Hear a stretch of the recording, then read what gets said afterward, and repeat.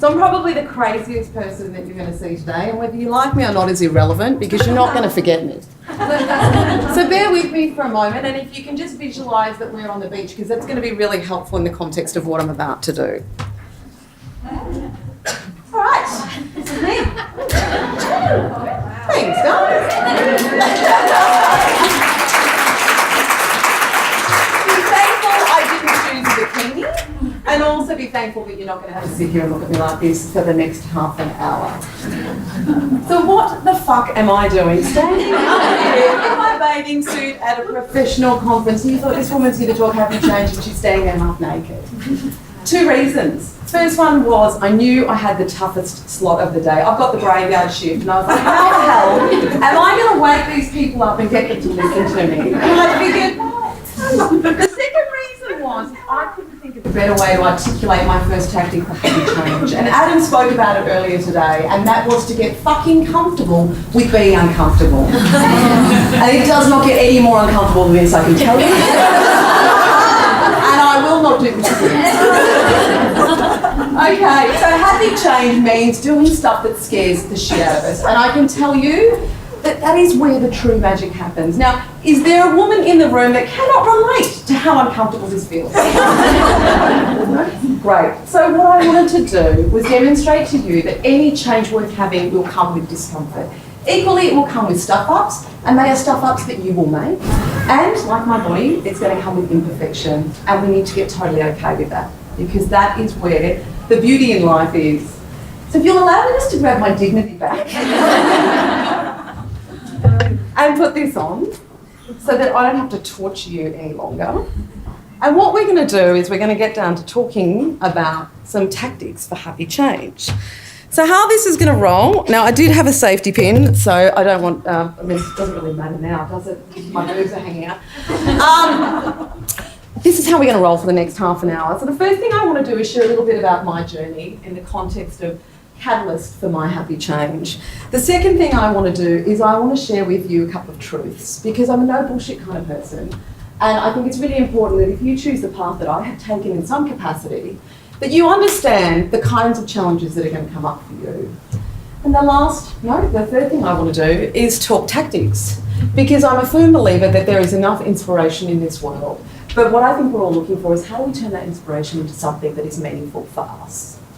The last thing I want to do is share with you why I choose discomfort in order to lead a happy life.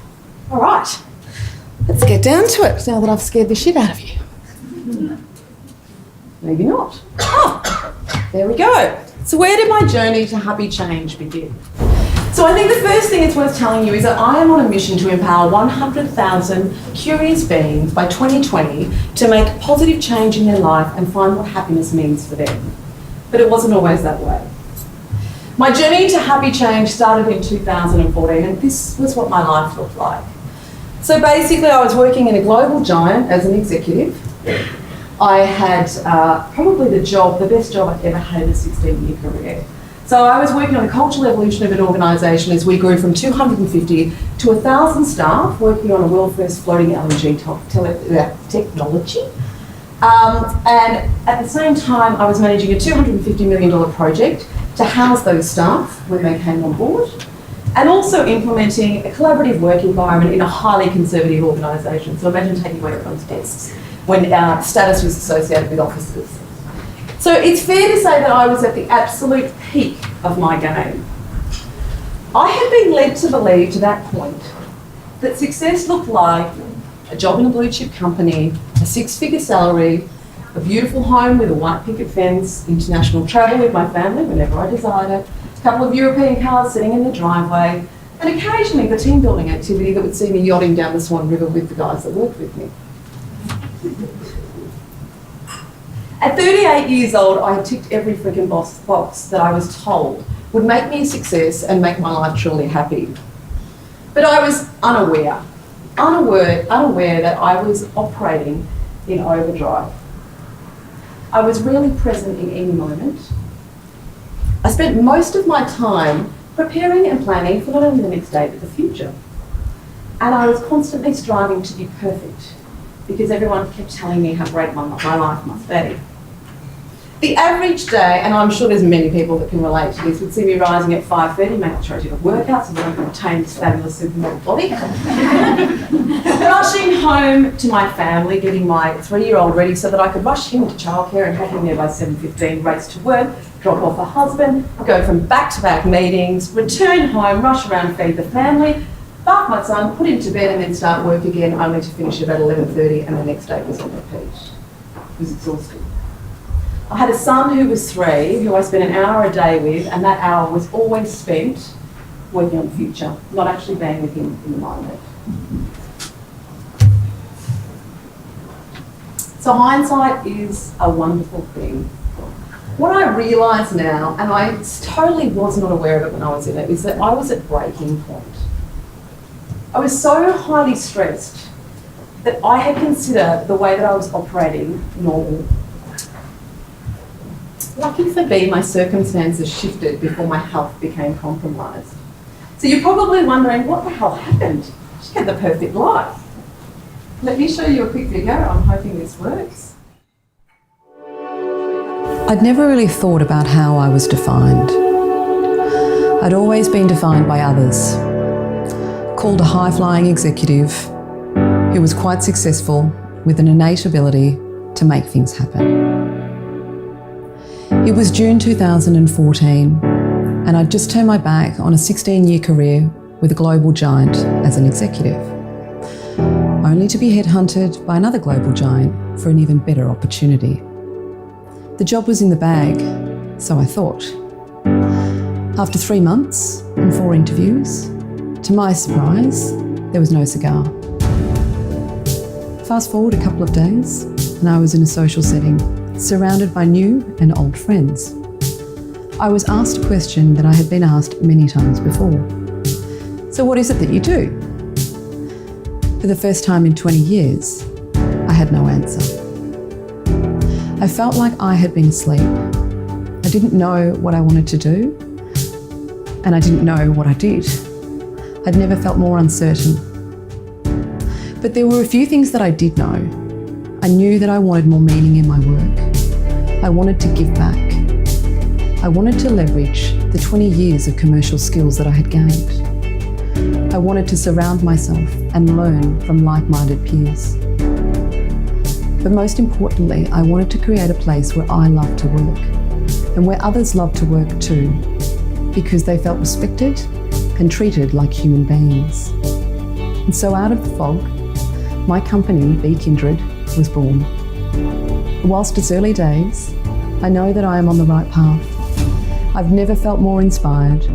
I'm connected with my tribe, and I'm happy because how I am defined and my legacy is now determined by me.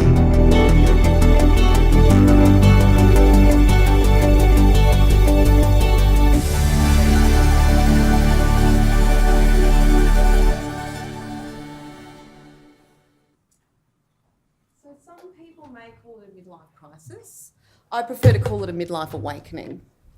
So I woke up, and what's interesting is I came across this quote not long after I woke up.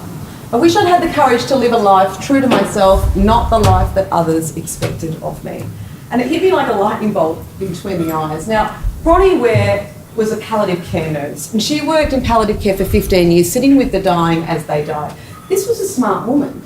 Bronnie decided to ask the dying what their regrets were on their deathbed, and she later went on to write a book called The Top 5 Regrets of the Dying.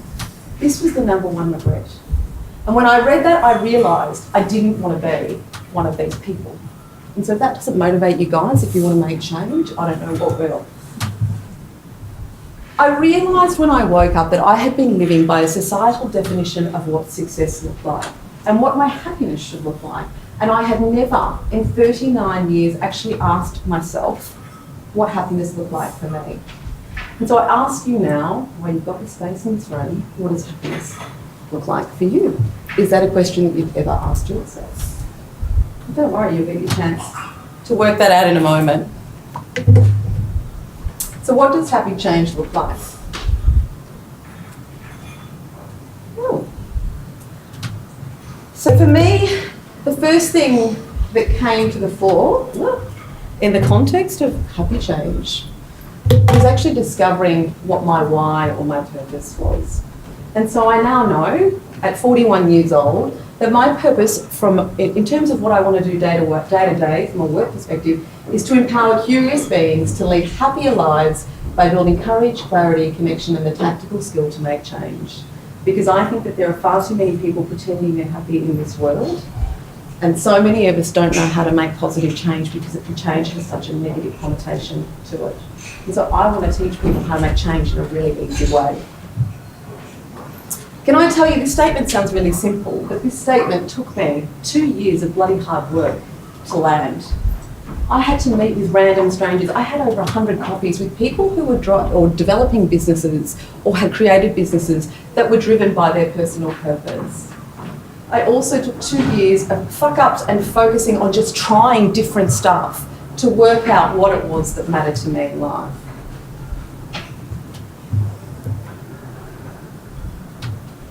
Happy change in my life now looks like this. And so it has been a significant shift from the accumulation of money, of ego, and of material items. The things that now matter to me and are the most important are human connection, experiences, and being truly present in the moment. Now, I had a bit of an epiphany probably about 2 months ago. Now, note that I started this journey roughly about 2.5 years ago. And that epiphany was, I always thought when I started out on this journey that what I was doing was reinventing my career. But what I realised just 2 months ago is what I've actually been doing was curating a lifestyle that made me truly happy, and that had become the foundation of everything that I was doing. The career that I now have has fallen out of that by a byproduct, and that is how I've ended up doing something that I fucking love every day. I do like to swear because I could never do it in the corporate world. All right, as I said earlier, I am a realist. So yes, my life is freaking amazing, but it's a bloody hard job to get there. Yeah, there's nothing at the moment that I would shift or change in my life. I am, for the first time ever, truly happy in every aspect of it. But I want you to know that if you subscribe to this and you want to walk out the door and start making some positive change in your life tomorrow, it's not an easy road, and these are the things that I have learned to be true. The first one is there is no perfect plan. So for those of you in the professional world that love to have everything perfect before you make any moves, it'll fuck you over. Throw it out the door. There will never be a perfect plan when you want to operate in this space. Doing this stuff is like a winding country road when all you want is the freeway. You need to get comfortable with the fact that the clarity will come in the action that you take, and it takes time. The second thing I want to tell you, and you've heard, I think 3 people speak about this today, is others won't believe. And often the people who tell you all the reasons why you couldn't and you shouldn't will be the ones that are closest to you, surprisingly. I think we've heard 2 cases today of people telling, or their parents saying to them, don't do it, you're nuts. Now, if there's one thing I've learned about that helps you work through this process of people giving you doubt, is that far too often the people that tell you why you shouldn't and you couldn't are only projecting their limiting beliefs onto you, because they are so fearful of making the change that you want to make. And when you can delineate it like that, it removes the emotional attachment to what they're saying, and you can say thanks for the feedback and keep doing what makes you happy. Because at the end of the day, that's what matters. Can you speak up? Yeah, sorry, can I use the microphone? Sorry. This is the Yeah. Okay, fear doesn't leave the building. So everyone standing up here today came up and said how scared they were. I don't normally get frightened when I speak publicly, but I can tell you I was shaking about having to get up here and stand in my bathing suit. Fear doesn't go away, but what does happen is the more that you put yourself in this space, you get better at bouncing back. And not only bouncing back, but bouncing back better than you were before. Compromise and sacrifice are a given. I am a firm believer that you cannot have everything. You are deluded if you think you can. You know, life is choices. And it's so interesting because so many of the clients that I work with go, I know what's going to make me happy and I want change, but I can't give up my day job because I need the money. And I'm like, well, there is going to be a sacrifice, and sometimes you need to go 2 steps back in order to go 10 steps forward. I hadn't paid myself a salary in 2 years. from when I left the corporate world to now, I made a conscious choice to invest the money that I had saved in what I now call my personal development fund. And I can tell you, I have learnt more in the last 2 years than I did when I had Shell investing hundreds of thousands of dollars in me as a leader in my training and development and 16 years of corporate experience. Evolution cannot be rushed. As I said, this is a journey, and I can tell you the best part of making happy change is actually the journey. You cannot rush it, it needs to unfold. And like I said earlier, you need to get comfortable with the fact that the action will breed the clarity on where you're meant to be. Vulnerability is extremely powerful. You saw earlier, it doesn't get much more vulnerable than that, but vulnerability allows you to build resilience, and I think resilience is something that we fundamentally lack as a society these days. Failure can be fabulous. I would never have stood up anywhere when I worked in the corporate world and shared failure and talked about all the things that I had stuffed up, but it happens every day. And I think it's interesting because often failure, especially in Australian culture, is perceived as weakness. But the reality is that failure is extremely powerful in terms of your personal development, your learning and your growth. And if you go to Silicon Valley, there is a reason why the venture capitalists over there will only invest in founders that have had 2 failed ventures before they get in front of them. Because it demonstrates their ability to take risk and it equally demonstrates their resilience. 2 things which you would have seen from the panel prior are fundamentally important when you want to make significant change or start your own business. All right. So you've got the reality check. If you still want in terms of making some happy change in your life, let's talk tactics. So the first tactic that I want to share with you is to create the space to work out what matters to you. If you want to make happy change, there has never ever been a better time. And the longer you wait, the longer it's going to take. So I want you to ask yourself, if nothing changes from this very moment in 12 months' time and you're still in exactly the same life with nothing any different, how will you feel in a year's time? Now, it's not often I meet someone who doesn't want to make change. And so if your answer is, I cannot bear the thought of things being the same, something's got to shift, then I ask you, how much of your time is your happiness worth? And once you answer that question, carve that time out, schedule it in your diary. You've created space. Because one of the biggest challenges I have with clients that come to me is I have amazing women with very successful careers, not dissimilar to the life that I had. They're at middle age and they say to me, how can I be 40 years old? I'm on antidepressants, I'm anxious, I'm unhappy in my life, and I have no freaking idea what it is that I want to do. And I said, how could you when you are so busy in life and you've never had the headspace to think about this stuff? So creating headspace and quiet time, not at the end of the day when you're exhausted, but time where you are not around anyone else and in a space that inspires you, is actually really powerful in terms of finding what happiness looks like for you. So now that you've created the time, what are you going to do with it? Let me help you with that one. Tactic number 2, you need to define your definition of happiness. Not everybody else's, yours. Ask yourself, in the next 12 months, think beyond material items, how much money you want to make, what status you'd like to get. What would happiness look like for you on your terms? What would you have achieved? Who would you have collaborated with? What impact would you have had? How would you be feeling? How would you have made other people feel? I want you to think about what you're curious about. I want you to think about connection, experiences, what you're passionate about, the impact that you seek. Because as human beings, these are the things that we are wired for. So I want to do a little exercise now. This is going to be great for those of you that had a wine at lunchtime. So has everyone got a bit of paper and a pen? So if you have, just pop it down in front of you so you can access it, but don't rest it on your lap. If you can take everything off your lap so you've got your hands free. You to just get comfy in your chair and go with me on this, because the worst that's going to happen is you're going to get a couple of minutes of rest. When you're ready, I want you to close your eyes. No one's looking but me.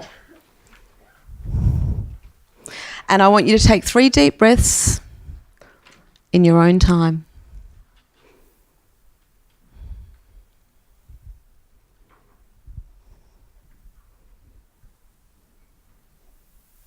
It's March 2018, and you're sitting in your favourite place. It might be the beach, you might be out in nature, or perhaps you're just sitting in your favourite chair. You've got a glass of wine in one hand, or if you're a health nut, it might be a kombucha. And you're celebrating. You're celebrating your happiness. You're celebrating the positive changes that you've made in your life over the last 12 months. I want you to visualise what that happiness looks like. What have you achieved? Who have you worked with? What experiences have you had? How do you feel? Think about how you've made others feel.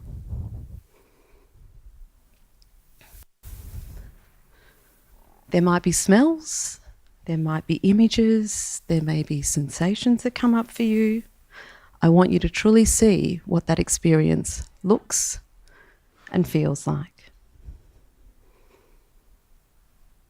And then I want you to sit in it just a little while longer. And I want you to take a photograph of it with your mind. When you're ready, I want you to take another 3 deep breaths.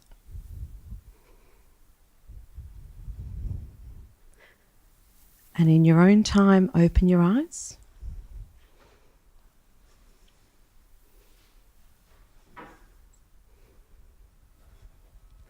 And I want you to grab that bit of paper and I want you to write down whatever came up for you. No one's going to look at it. It's not for anyone else to see. This is for you to take home. What did the happiness look like, guys?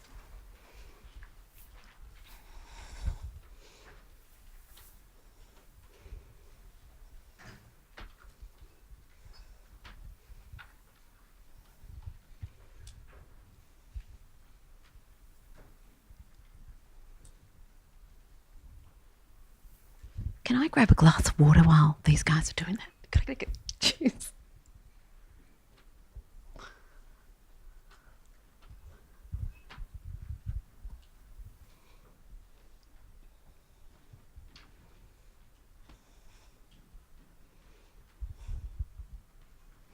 Thanks. Cheers.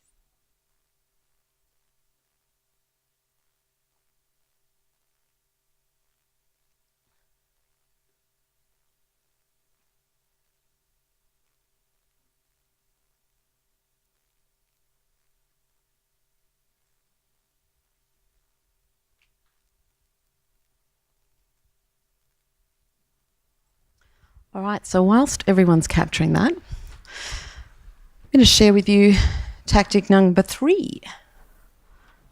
Ask yourself why. So there is a quote, and I don't know whose quote it is, but it says that the 2 most important days in your life are the day you are born and the day you discover why.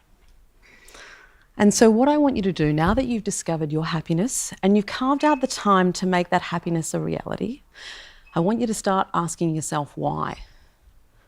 Why does this all matter to me?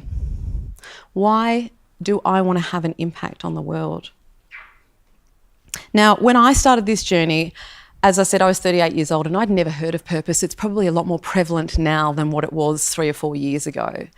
And so I thought, well, how the hell am I going to work out what my purpose is? What tools are there out there that I can leverage, given I have no freaking idea about this stuff? One of the random strangers that I met with when I left the corporate world and reached out to was a woman who's based in Melbourne called Carolyn Tate. Now, Carolyn is she's a corporate escapee, and she spent the last 15 years, basically she is a purpose expert. She works with companies that are led by purpose over profit, that have been extremely successful, and unpacks how they have done that. And she equally works with with individuals to explore their purpose. So I had coffee with her, and not long after that, she wrote a book called Conscious Marketing. Whether you're a marketer or not is irrelevant. This book is extremely powerful in terms of there's some very great tools in there that I used myself to unpack my purpose. So if you're looking for some tools around this, Conscious Marketing is a great resource to use. Perfect segue from the last session. So 3 of the females on the last session are good friends of mine, and they are these guys. Surround yourself with disruptors. Now, I'm not talking Richard Branson or Mark Zuckerberg or any of those guys, because we don't have access to them, but you may be surprised to find out that here in Melbourne, or even in this room, there are people doing amazing shit. Yeah, and so these are people who are taking risks on a daily basis. They are challenging the status quo. They are innovating and doing things fundamentally differently. I used to say when I worked in the corporate world, I work with probably some of the most intelligent people you could come across, geophysicists, geoscientists, amazing stuff. But now what I work with is some of the most innovative and inspiring people you could ever come across. So if you want to work out where these people are, or you want to find more of them, there's a couple of very easy and cheap ways to do that. The first one is go into a co-working space. There are so many people that work for businesses that go into co-working spaces. I've actually encouraged the likes of ANZ to go into Cherie's co-working space at One Roof, and now they have people that work out of there every week. Co-working spaces often offer free trials. You can just go and sit in there for a day or a week. The second thing that I would advocate is there are a number of businesses that actually attract these sorts of people through events. The likes of General Assembly, they run free events every month that are in the space of making change or doing things differently. Or there's in Melbourne the Disruptive Business Network, or again Cherie's space One Roof is fantastic. They have heaps of events filled with these people. There is something profoundly amazing when you start to surround yourself with people in this space. It's almost like a little bit of what they do rubs off, and it only makes you want more of it. And it makes you start to question everything you do and how you do it, which can only be a healthy thing. Tactic number 5 takes us back to where we began. If there is one thing that you leave with today other than the awful visual of me in my bathing suit, it is that you get comfortable being uncomfortable. It's hard, but it does get easier. There is no way I would have stood up and done this even 12 months ago, yeah? But it's gotten easier to do random stuff. And it builds resilience, which will only serve you in any change that you want to make in your life.